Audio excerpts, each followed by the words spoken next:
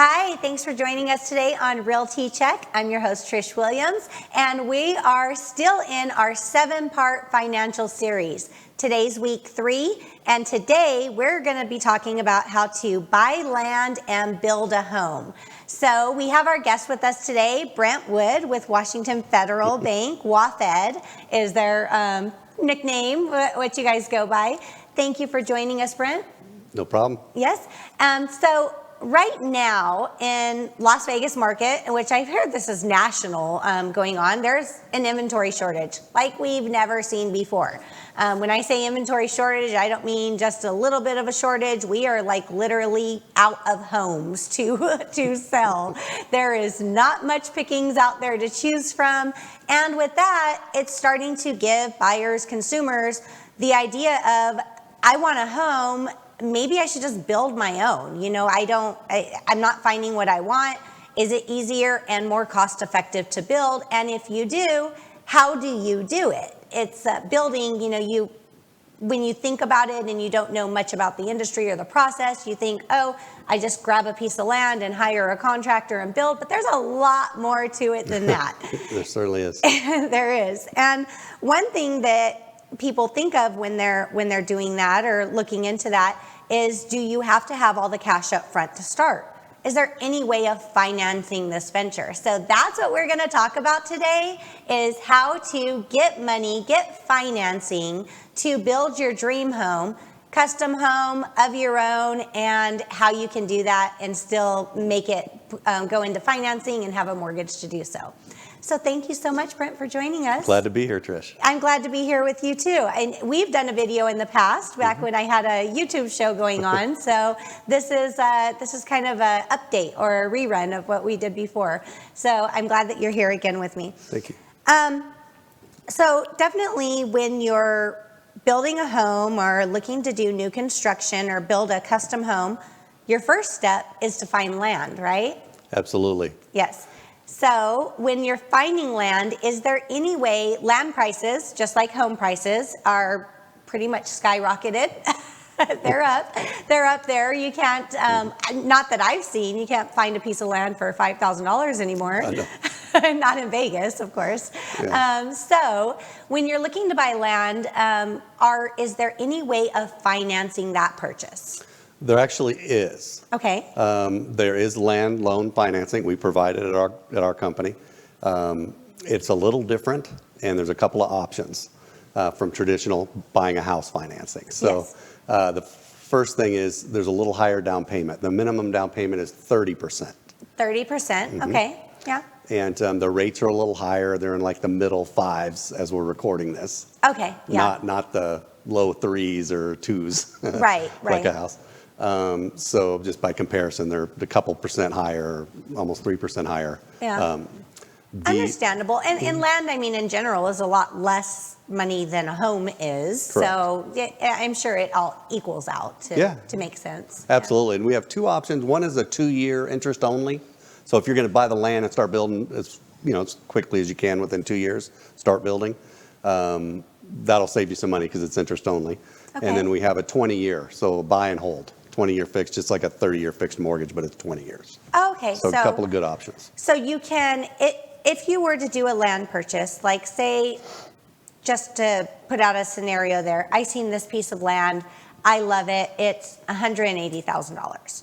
And I want to go forward with this purchase. I contact you. Absolutely. And I say, hey, Brent, I love this land, I want to buy it. Mm-hmm. You're going to say, okay, you're going to go through this approval process, start your loan application and all that stuff, of course, correct. Right?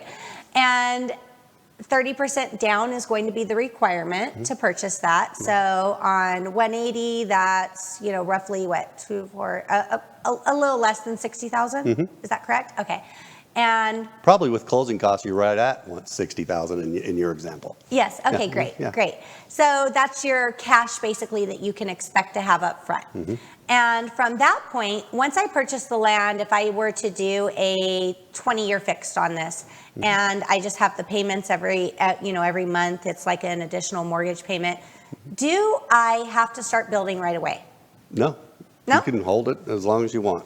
Okay, so if I have a future dream, maybe I'm building a retirement home, and I want to make this purchase of the land now before prices go up any further, because we all know that's happening. Absolutely. And I want to lock and secure in this land. I know this is where I want to live. That's where I want to retire. That's where I want to build my dream home.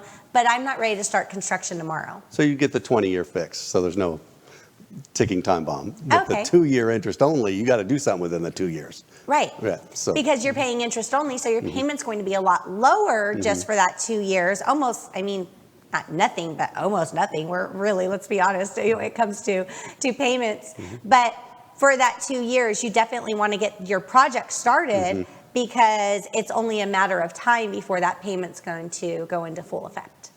Right. Actually, the loan is only for 2 years, so we have to get rid of that loan within 2 years. So you got to get your construction loan or pay off the land within 2 years. So Okay. that's very important to know. And so if you're going to buy and hold, then you want the 20-year. Okay. If you're going to, but either one of the loans, once you get your construction loan, it rolls into your construction loan. So the land loan is gone.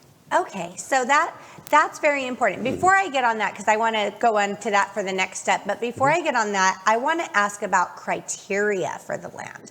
Because if I see a little piece of land out in the middle of nowhere, what if I find the land in Pahrump and their land in Pahrump's cheap? So can I finance that? Well, there are some requirements to Okay. land. And so the first one you're pointing out is, where is it located? And the only reason we restrict where it's located is we have to go do inspections, so we don't want them too far from our nearest branch. Okay. So we are not able to lend in places like Pahrump, it's too far. Okay. Or Laughlin, nothing against those places. When we course. open a branch there, then we'll start lending there, but All right. for now it's too far. Okay. So, there are geographical restrictions, but there's some other ones that are very important too.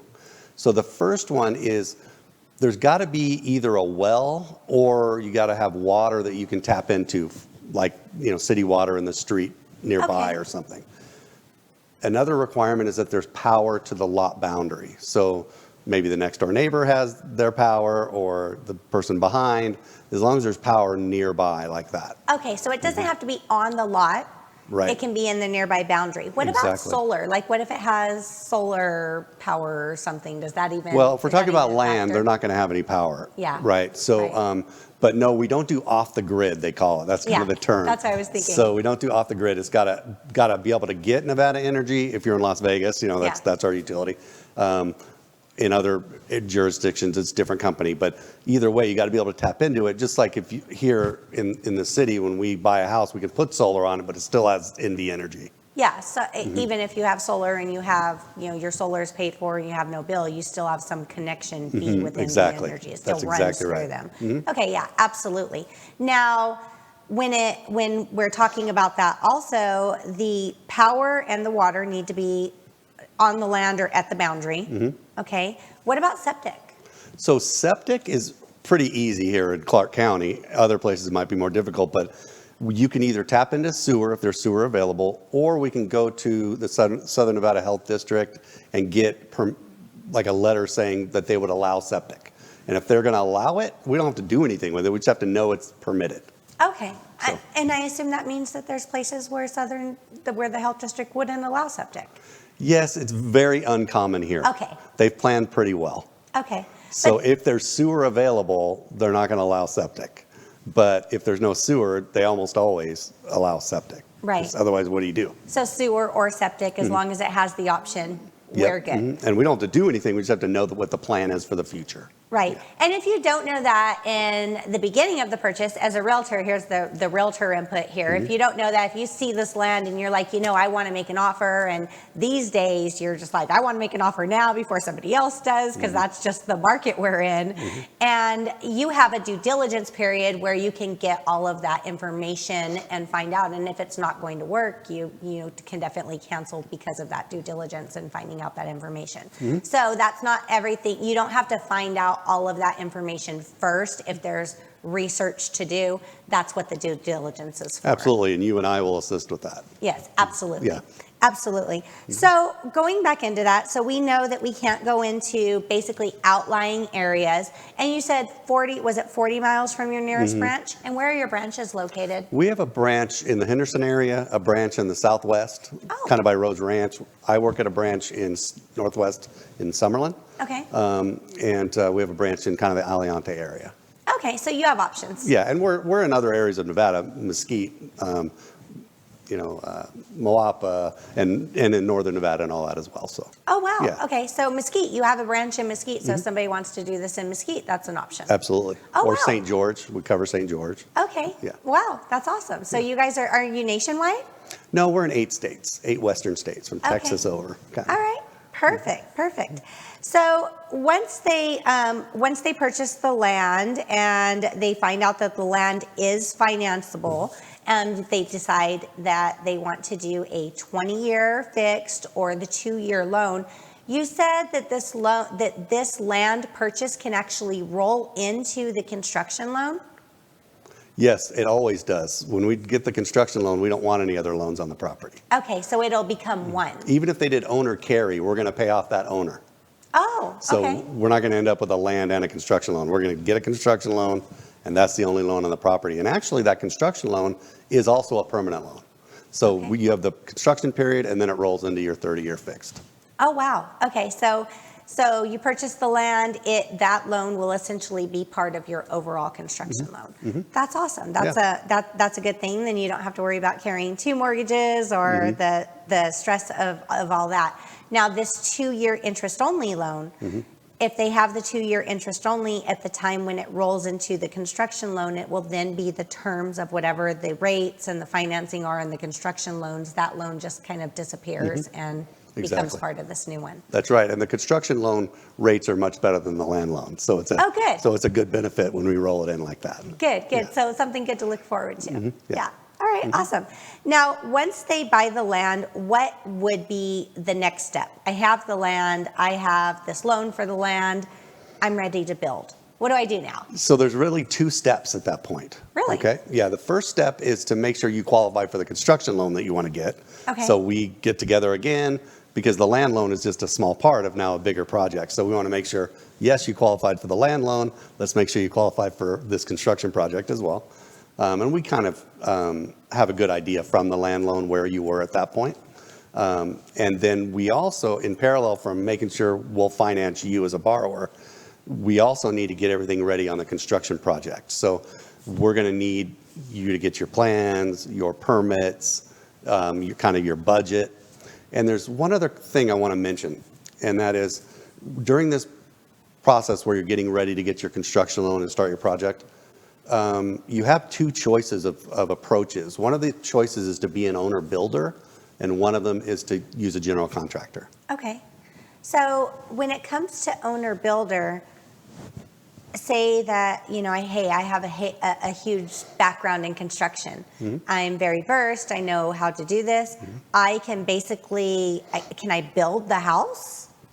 Well, in a sense, you need subcontractors, but you're basically acting as your own general, and you're still hiring subcontractors. Okay, so you're overseeing the entire You're project. overseeing it. Okay. But there could be portions of it that you may be able to do yourself. I've just finished a project for a firefighter. Okay. And it was a great project, enjoyed working with him. And he, one day, he had a line item, which is, one of the budget items on it was, I think it was $3,000 or $4,000 to hang all his cabinets.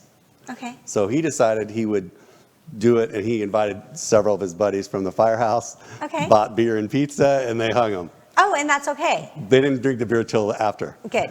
But they hung them up there, that's fine. So they saved They're that money. Yeah, they saved that money on the project, Okay, so that's okay. yes. It depends on what the level is. So Yeah. if I have, my husband's a painter and I say, hey, I'd like Yes. to save the money on paint. Great example. My husband and his friends would love to paint the house.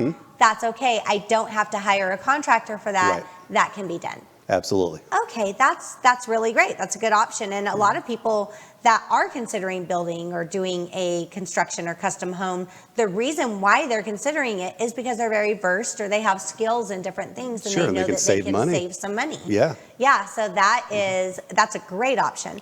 Now, not everybody, I'm sorry to interrupt, Oh, go ahead. but on that subject of owner-builder, you are absolutely right. Not everybody qualifies to be an owner-builder. No. You have to have some experience in construction or have built a custom home before. Yeah. So if I've only been a realtor and I'm like, hey, I've seen homes, it wouldn't work out? No. But some people do have a little bit of related experience, and they also hire a consultant. Okay. Or something like that is allowed, yeah. All But the right. consultant has some construction background. And I'm sure that's a level of review with you guys as Yes, well. You want to make sure absolutely. that it's not just someone that's like, hey, this sounds like a good idea. I watched some YouTube videos and I want to build a house. So That's right. Yeah. Okay, good. Yeah, good. I'm sure that because you guys are financing the project, there's some level of you want to make sure that there's Right. And I'm gonna glad be you mentioned that. Yeah. value there in the end. Right. Right. It could be a nightmare.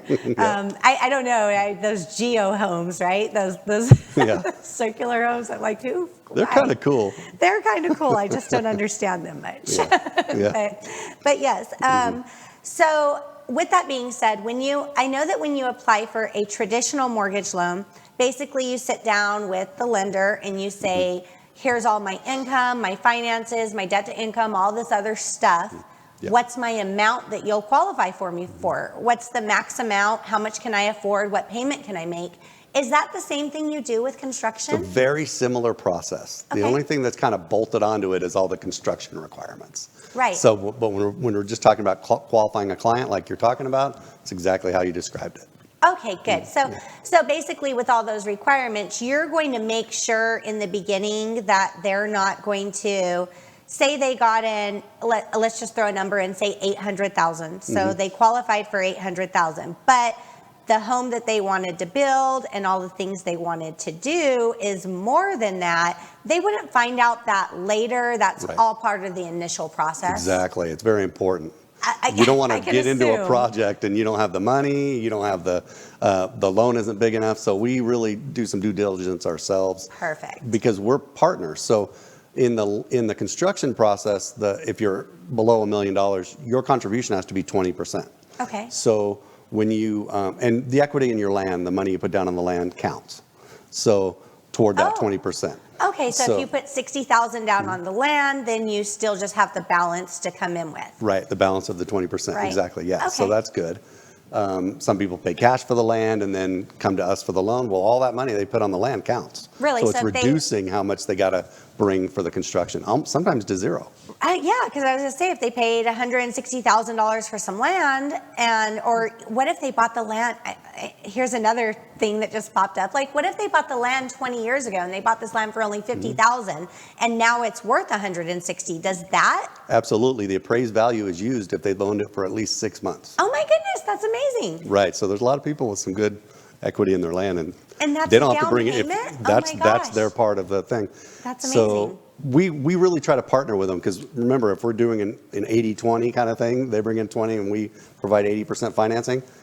We want to protect ourselves too, so we're looking out for ourselves, but that also helps us look out for them.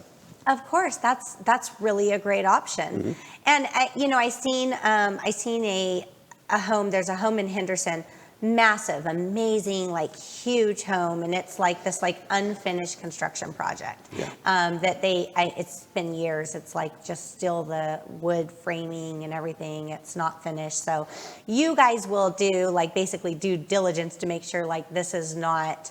Unless, of course, the borrower stops paying, then that's an issue. But it looks to me that project, not knowing much about it, just looking at it as wow, they had a great dream, but they ran out of money. So you guys make sure that there's plenty of money to finance the project. Absolutely. We, if it's a general contractor deal, it has to be a fixed price contract, and we make sure that it seems reasonable. Okay. That the figures seem reasonable. And we only dole out, we call them draws, dole out the money to the contractor based on what we observe and what the client observes has been done. So it's after they build something or a certain phase, they get that money. So even if a contractor walked away, there's we've only paid out how much has been built. Oh, good. Oh, good. So they can't just take the money and run. And to a point, you guys are protecting the consumer. You're Correct. protecting yourself as well, but you're protecting the consumer Right. from a contractor taking advantage of them and walking away with their money, which is amazing because you'd be surprised.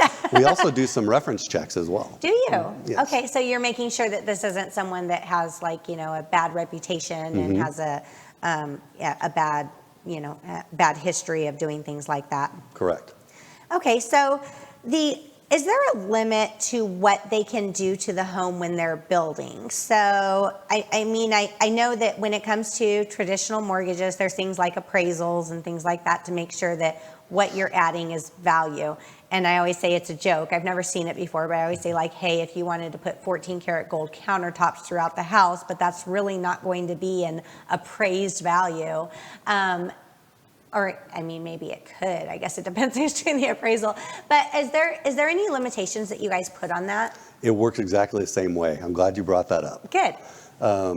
So when we get this we're trying to get the financing together for them to start construction, they're going to give us their budget. They're going to give us their description of materials. So they, if they're going to use quartz counters, they're going to use tile counters, or Right. or Formica. Most people don't do Formica, but you know what I'm saying. So Yeah. it's we're gonna appraise it based on those documents, and the appraisers, and then they have to build it like that. Now, if they decide to go with white quartz versus black quartz, that's fine. If they, if it says pendant light and they get a blue pendant light or a red pendant light, we don't care.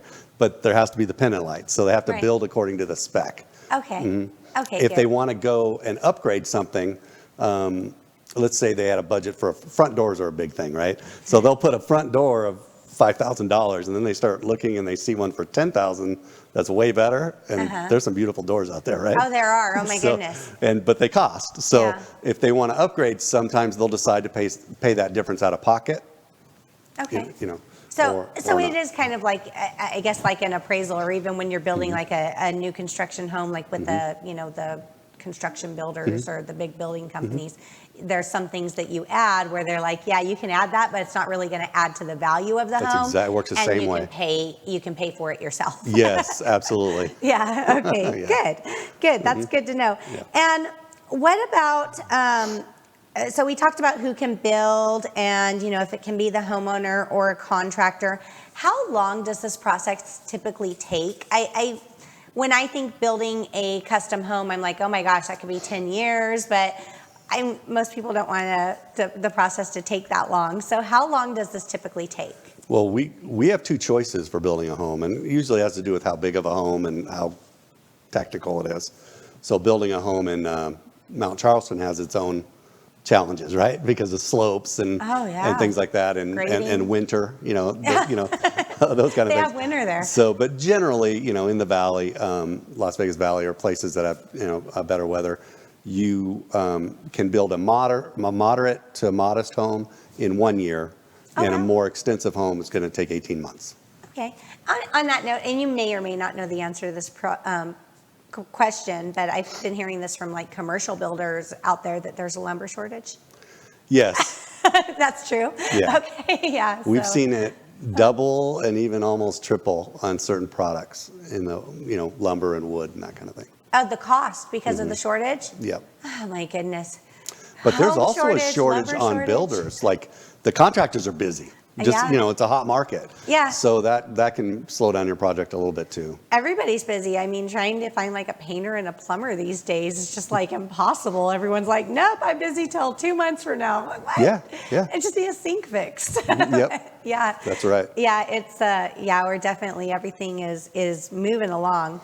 So so you can do it a year, maybe 2 years, for the project. During that whole time, so let's go back to my practice scenario here of, like, say it was $800,000 and a mortgage payment on the $800,000 that you would have for that mortgage for the full amount. Am I making that payment the entire 2 years for like the full mortgage payment? Yeah, no. No? No. During the construction period, before it's converted into your full 30-year mortgage, you're only paying interest so not principal, and only on the part that we've given draws on. Only on the part you paid the contractors on. Correct, or Oh. that we had to roll, if we had to roll the land loan into the construction loan. Right. You would have a balance to start. And so that $800,000 loan at the end might be $150,000 month one because you rolled in your land loan. Then the next month it might add 30 or 40 for the foundation, then framing. So it's Yeah. going up over time. It'll gradually increase. yeah. Yeah, and that's good because you're probably living somewhere while this is happening. Can you live in an RV on the land while you're building? We've had people do that. Have you? Frowned I've upon heard a of little it. bit, but yes, we've had people do that. Okay, yeah, no, I mean, if not, I'm sure that'd be uncomfortable, Yeah. but, and I've even heard of scenarios where people wanted to add like a guest house or a casita to this custom home that they're building, and they actually will do that first because it's easy and affordable and live there while the project's being built. Is that something that you see a lot? Sure, I mean, you can do your construction and rush on one piece so you can live in it, and then there's a lot of people doing casitas. I'm glad you brought up casitas. Yeah. A couple things that are really popular are casitas and kind of garage shops / RV Those RV garages. All those are very popular. Yeah, where are you going to put your boats and your ATVs and all that stuff? You need a big RV garage. Yep. Yes. So one of my projects right now has the house, the casita, the pool, and the RV garage / shop. Yeah. Yeah, no, that's amazing. Hey, if you're building custom, it better have everything you want, right? Yeah.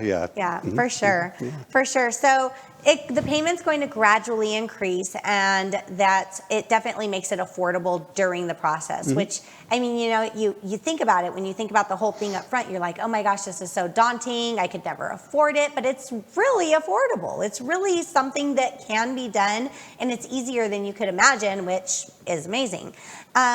One of the other things that we come into a lot, I'm coming into it all the time now because there's plenty of people out there that have a home right now. Their home has a lot of equity in it. Sure. They bought it, either a long time ago or they bought it in a much lower market than we're in now. And they have basically the money they want to use for their dreams and their plans wrapped up in this home. And they want to use that money to buy another home or to build another home. So what we run into right now in this market is, using that money to buy another home would mean you're doing a contingent upon sale, which in an aggressive market like we're in now is nearly impossible. Trust me, I've tried. No, it definitely, we have to go outside the box and find alternative options. But what if they wanted to use that money for building their dream home? Absolutely. We have a product called a cross collateral. Okay. And it, like you said, it works in the situation if they're buying an existing home or they're buying a home by one of the builders in town or they're going to build their own custom home. It works for all those. They can do it either way. They can basically get the money out of their home and use it on their new purchase. Yeah. Let me explain exactly kind of Okay. how the mechanics of it work, but that's right. Basically, they have a lot of equity in their, what we call their exit home. Okay.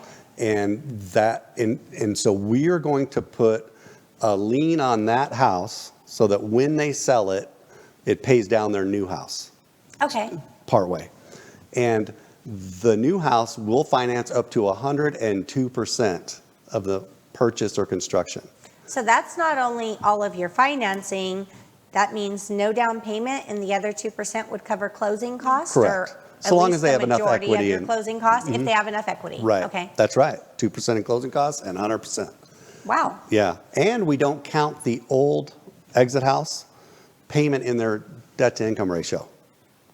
Really? Correct. Okay, so it gives them basically without that, because of course, if you're trying to have two mortgages at one time, that will substantially reduce the amount of the mortgage you're trying to get, which is an obstacle for most people. So in this market where contingencies are darn near impossible, that gives you options for not only resale, but new construction and even new builds, like not new builds like the commercial constructions and things like that. Absolutely. Wow. Okay. So that is great. And I know we're working on this right now with someone. They came back to me and they're like, yeah, we said we're not going to do custom, but we're going to do this cross collateral. And I'm like, what? What's that? What does that mean? So I'm super, super impressed that you have that option. And from what I know, you basically take them through the whole underwriting process first. It's a longer process, but definitely for a good purpose, because it makes sure that everything's reviewed and there's no surprises. And also, one of the other things that has to be done is an appraisal on the home that their exit home, the home that they're leaving from, and an appraisal on the home that they're purchasing if they're purchasing resale. Sure, we have to establish that equity in the old home and obviously the value You of can't the new just one. guess. You're not going off his estimate. Right. I can only imagine. Yep. But you're right. You're right. The way we work is a little different. At some other places, a loan officer with some experience can look at an application and give a pre-qualification letter kind of right on the spot or the next day or something. Yeah. The process more at our bank is actually sending it to underwriting first. Right. So you'd want to start with us a little earlier in the process before you start shopping. But the nice thing about it is once you do make an offer, you'll have a solid underwriting pre-qual and you'll close quicker because we've done all that up front work. You've done all of the work up front. So yeah, longer process up front, but definitely for a good reason. I mean, I love security. I hate going into a contract with the unknown and then something pops up. Yeah. When that's all done up front, oh my gosh, it just makes it so much you can breathe throughout the transaction and know that everything's going to be okay. So I really do like that you guys do all that up front. We don't want to run into surprises. So what about, do you guys offer commercial loans? If someone wanted to build a commercial property, you have a product for that? So we do have two commercial divisions. One of them handles commercial kind of lending up to $1 million. And then we have our commercial department that handles commercial loans over $1 million. So, which is nice because almost every bank has commercial lending for the big projects. Right. But we have a specialist right here in Nevada. Her name's Brenda. She's very knowledgeable and great to work with. And she's just dedicated for the smaller ones. So that's nice that we have somebody focused on that market. Yeah. As far as construction, we don't have a construction product as of today while we're sitting here. Yeah. There are some talks about it, and we'd certainly love for you to, if you're viewing this months later or years later, check back with us. Check and see, yeah. But for construction, but if you're purchasing a commercial property or you own a commercial property, you need to do improvements, things like that, we do that. Okay, great. That's a great resource as well. So, Brent, if people have questions, and I'm sure they will, and they can, definitely you can call me. You guys know my phone number, 702-308-2878. I'll always direct you over to Brent and we can discuss our options. But if people have questions for you and maybe something we didn't cover today, or they want to get this process started, they're like, hey, I'm ready, I'm all in, let's do it. How do they reach you? Well, you can call my office. The number is 702-638-1236. Okay. And you can also email me at brent.wood@wafd.com.